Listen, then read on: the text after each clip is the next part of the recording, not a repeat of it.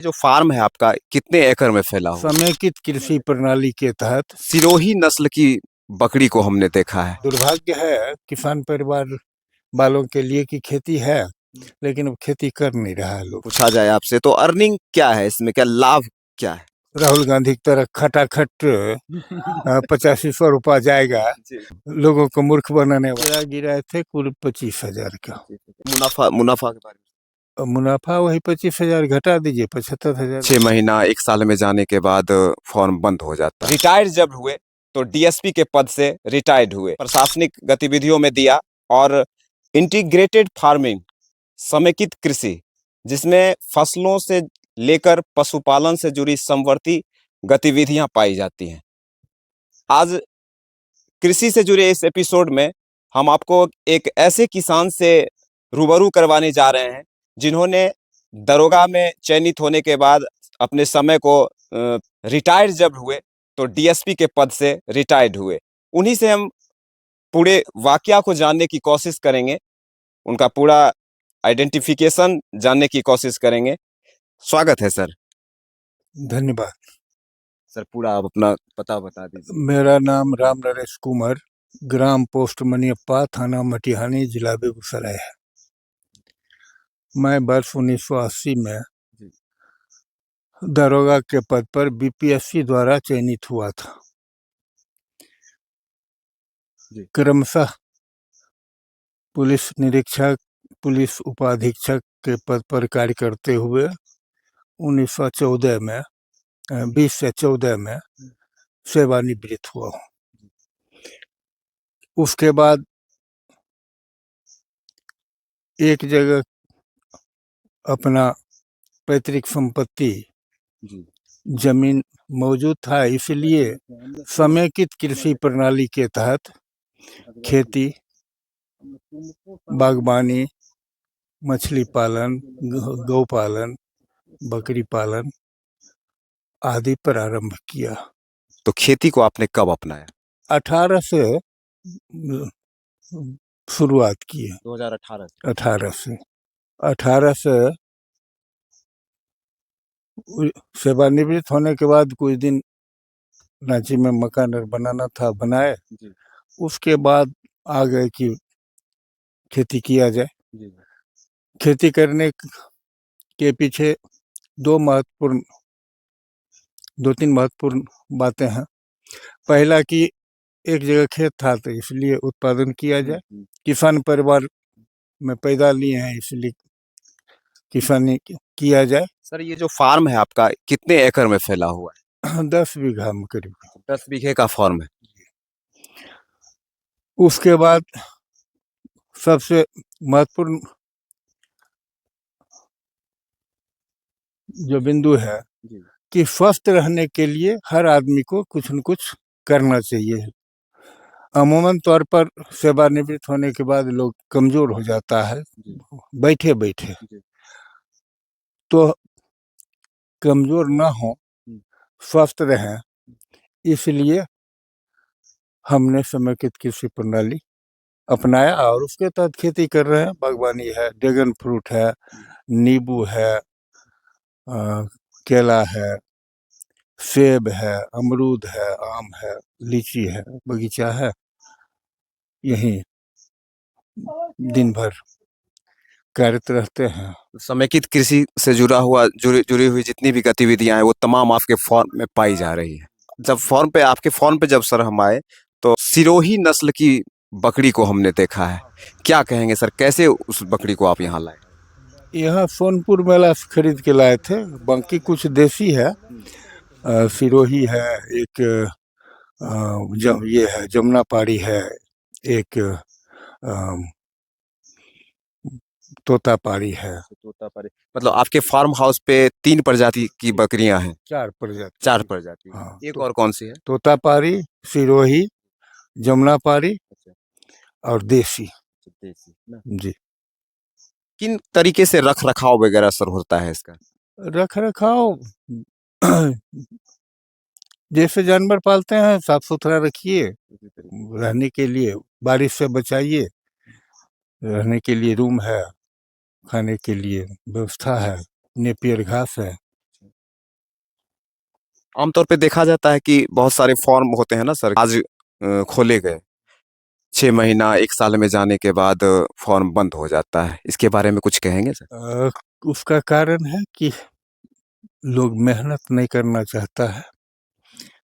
बंद हो, असल में लोगों को लगता है कि बकरी पालन करेंगे, गौ पालन करेंगे तो तुरंत आमदनी शुरू हो जाएगी, या बागवानी खेती करेंगे तुरंत आमदनी होने लगेगी। तो अब पेड़ पौधा लगाइएगा तो उसको मैच्योर होने में 2-3 साल लगेगा, उसके बाद फल मिलेगा। उसी तरह बकरी फार्म खोलिए, गौ पालन करिए, उसकी सेवा जितना बढ़िया से करिएगा।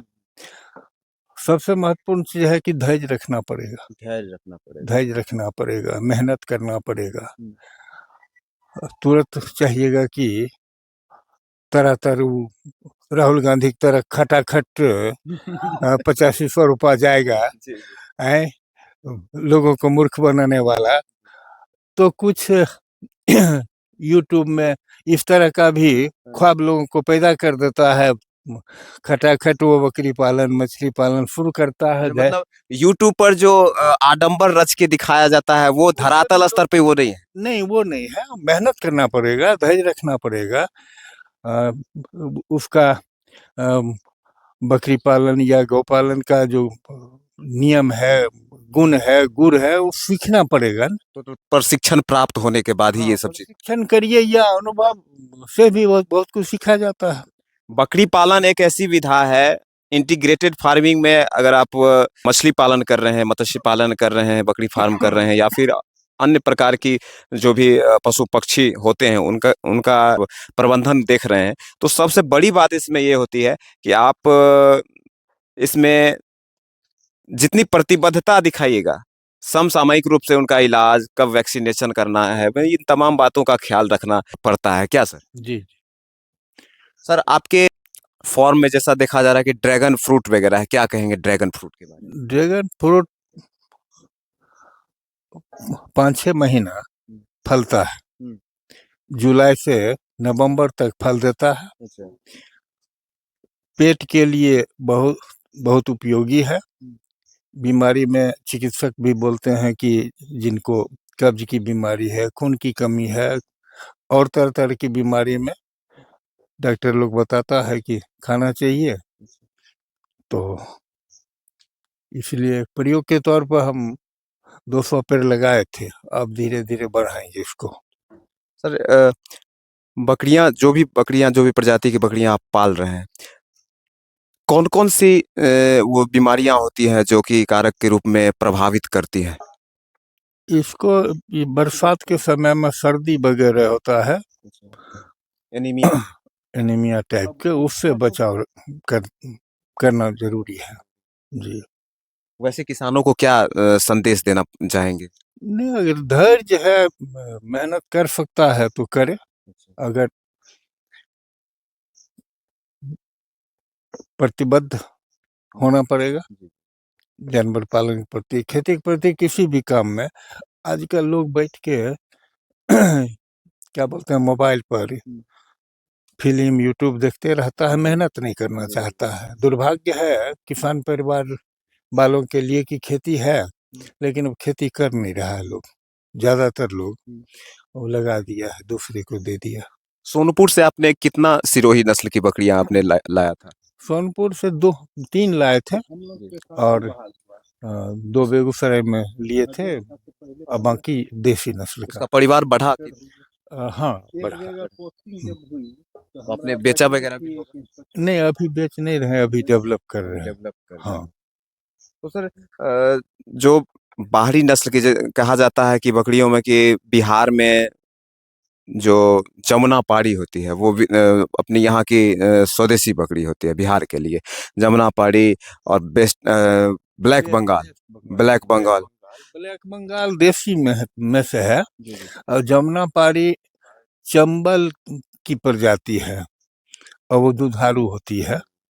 तो इसको लेके कहा जाता है कि मतलब बिहार के पृष्ठभूमि पे, बिहार के वातावरण में जमुना पारी और वेस्ट बंगाल को लेकर बताया जाता है कि यही अडॉप्ट करती है इस मौसम को। कितनी सच्चाई है? हाँ ठीक है। ठीक है। हाँ ठीक है यहाँ के लिए। और जो बाहरी जैसे सोजट हो गया, सिरोही हो गया, बड़बड़ी हो गया, ये सब नस्ल की जो बकरियां बिहार में आती है, उसको कैसे उसका उसका रख रखाव कैसे होता है? उसको भी देखिए, कोई भी जानवर है, अ, ढंग से उसका रख रखाव, खान पान, दवा दारू करेगा तो कोई भी डेवलप करेगा। देसी बेहतर है यहाँ के लिए, उसमें बीमारी कम होती है। और बाकी बाहरी नस्ल में थोड़ा बीमारी का डर ज्यादा डर रहता है। और सबसे बड़ी चीज है कि जो लोग ला के बेचता है, व्यापारी लोग, वो राजस्थान से लाया, 8 दिन 10 दिन गाड़ी में रखा, यहाँ तो आपको बेच दिया, अनुभव नहीं है, तो वो बीमारी के कारण मर जाएगी, या बाद में उसको सर्दी जुकाम बुखार थकान। तो इसलिए लोकल लेके पालिए। अगर वैसी ही प्रजाति जो बाहरी प्रजाति की बकरियां हैं, अगर बिहार में कहीं मिल रही हैं, जैसे आपके फार्म हाउस में सिरोही है, तो आपके यहाँ से ले सकते हैं? हाँ यहाँ से लीजिएगा तो वो में वो मरने का चांस कम रहेगा जी।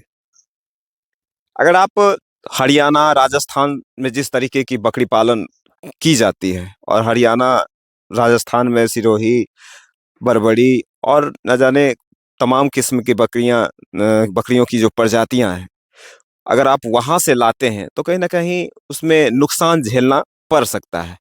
अगर उसी प्रजाति की बकरी को अगर बिहार के किसी और फार्म में, बिहार के वातावरण में अगर पाला जा रहा है, तो आप वहां से बेशक खरीद सकते हैं। मैं इतना कह दूं कि आप दरोगा जी के भी फार्म हाउस से इन बकरियों की खरीदारी कर सकते हैं।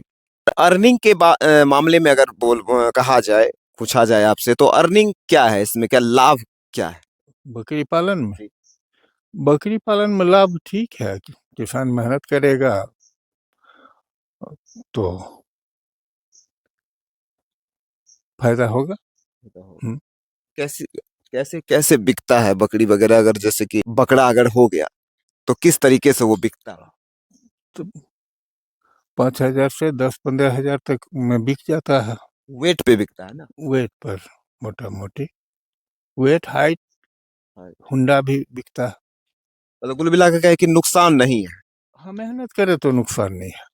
मेहनत करिएगा तो नुकसान बकरी पालन में बिल्कुल नहीं है। वास्तविक मेहनत जो करनी चाहिए उसको अगर नहीं कर पा रहे हैं, तो बकरी पालन में नुकसान भी बहुत बड़ा है। फॉर्म आज अगर आप खोल रहे हैं तो 6 महीने, 1 साल के अंदर भी आपको फॉर्म बंद करना पड़ सकता है। लेकिन मेहनत जारी रखा जाए और प्रोसेस में काम किया जाए तो बकरी पालन में बहुत ही आमदनी है। किसान समृद्धता की ओर अग्रसर हो सकते हैं। इंटीग्रेटेड फार्मिंग का एक बहुत ही बड़ा नजीर है, वो मनियप्पा गांव में दरोगा जी उस इंटीग्रेटेड फार्मिंग को उदाहरण स्वरूप यहाँ पे ढाल रहे हैं, और आपके सेवा में भी सदैव उपस्थित हैं। आप कभी भी आपको समय मिले तो इनके फार्म हाउस पे आके आप इनके फार्म हाउस पे मुआयना कर सकते हैं। सर, आपके फार्म हाउस पे मैं देख रहा हूँ कि एक तालाब भी है, और शायद उस तालाब में आप मछली पालन करते हैं। मछली पालन कब से कर रहे हैं? ये भी 3 साल से कर रहे हैं। शुरुआत कैसे किया था आपने? शुरुआत कृषि विभाग के पदाधिकारी लोग यहाँ शिविर लगाए थे, गोष्ठी के लिए मीटिंग किए थे। उसमें उन्होंने सुझाव दिया कि जब और सब कर ही रहे हैं तो एक तालाब भी करा लीजिए। तो फिर तालाब खुदवाए और इसमें मछली पालन कर रहे हैं। मछली पालन का सर पहला प्रोसेस होता है, वो क्या करना होता है? पहले तालाब खुदाई कराइए, उसके बाद उसमें चूना वगैरह डालिए। कितनी हाइट की तालाब होगी? ये 8 फीट गड्ढा है, और 130 फीट बाय 100 फीट लंबा चौड़ा है। गड्ढा जब गड्ढे की प्रक्रिया जब पूर्ण हो गई उसके बाद क्या? हो गई तो उसमें फिर पानी डाले, 4 से 5 फीट पानी रेगुलर रहना चाहिए। और उसमें बीज बाजार से बेगूसराय से ला के डाले। कितना बीज डाला था पहली दफा आपने? पहली दफा क्योंकि नया थे, सीखना भी था, समझना भी था, इसलिए 60 केजी डाले थे। 7 केजी। 60 कौन केजी कौन सी प्रजातियां थी? उसमें रेहू, केतला, कॉमन, ग्रास कार्प, 4 नस्ल। मतलब ये 4 प्रकार की मछलियों की प्रजाति पहली बार आपने दिया था। मुनाफा क्या हुआ? मुनाफा उसमें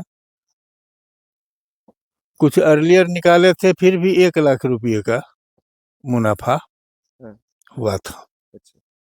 कितने का बिचरा, कितना का गिराया था आपने? बिचरा गिराए थे कुल 25,000 का।